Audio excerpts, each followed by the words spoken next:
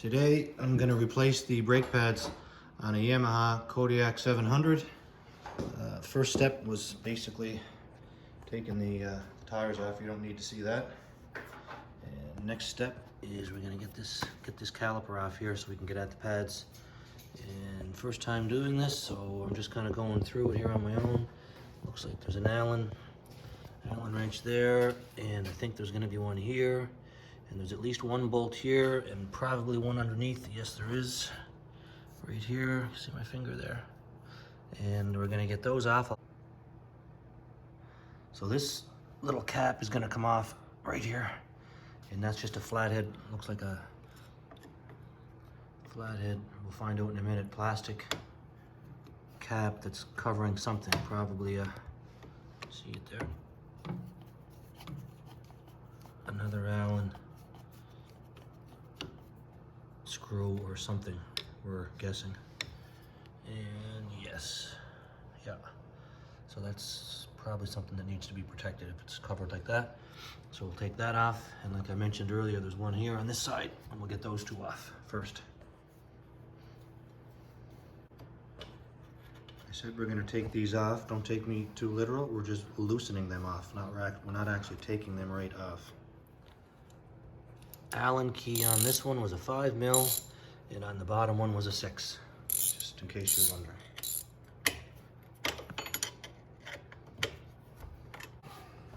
So on the top one here, just because I didn't have the right extension on my wrench or on my socket, I used a 12mm wrench and obviously a socket, 12mm socket for it here.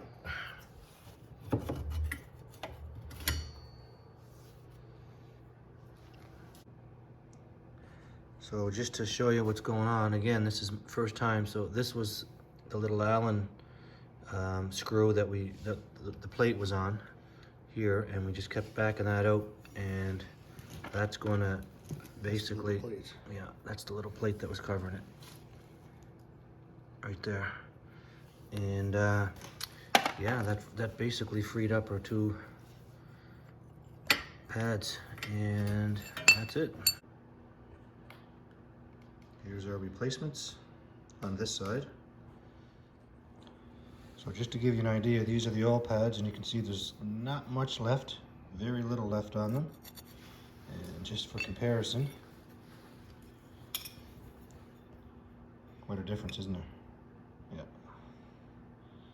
And yeah, I just noticed in the background, whenever I'm doing any work around, look, I always grab a little bucket and fire all the bolts and screws and nuts and whatever in there, and hope that everything that's in that bucket finds a place when we're putting it back on. So in order to get the new pads in, the piston that you can see there, we have this C-clamp on it, is in the way, so we're gonna push it back so we can make room for the pads. See what's going on there.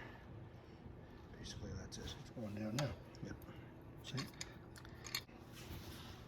First pad in, went in pretty slick, no problems. Let's go with number 2.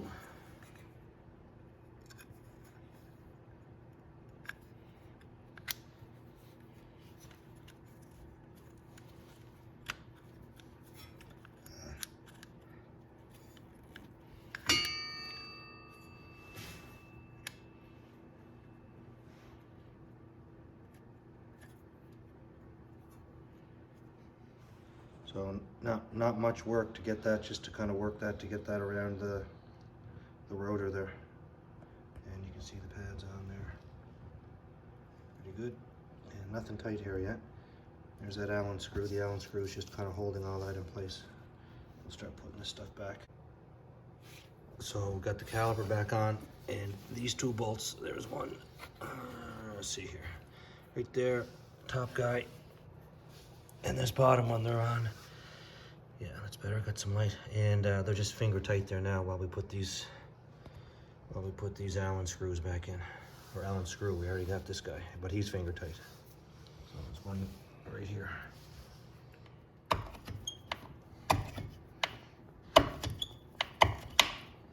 Tightening up that Allen screw.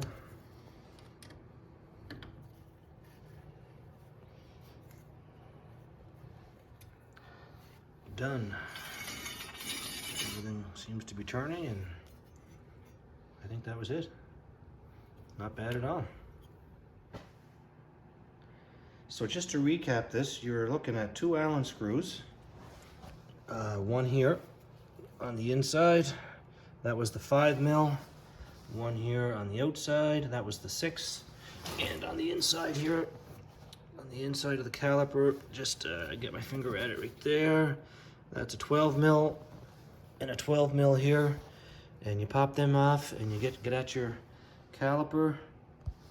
Back this off so that your pads, your pads will basically, you can release them and put your new ones on. I used a C-clamp to push the piston back, and then basically just put everything back together.